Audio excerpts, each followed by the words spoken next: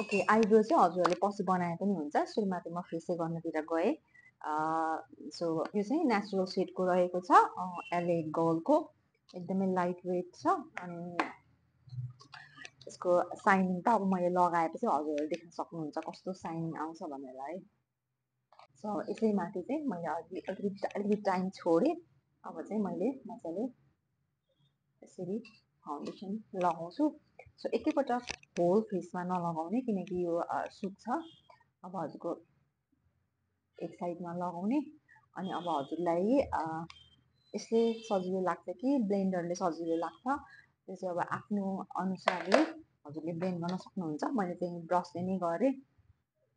So अब brush र ब्लेन्डरले चाहिँ के फरक हुन्छ भन्दाखेरि तपाईँलाई अलिकति ब्लेन्ड गर्न चाहिँ प्रब्लम छ, राम्ररी ब्लेन्ड गर्न सक्नुहुन्न, टेक्निक जान्नुहुन्न भने चाहिँ ब्लेन्डरले गरेको राम्रो। ब्लेन्डरलाई चाहिँ हल्का वाटरमा ड्याप गरेर ड्राई बनाउनुपर्छ होइन।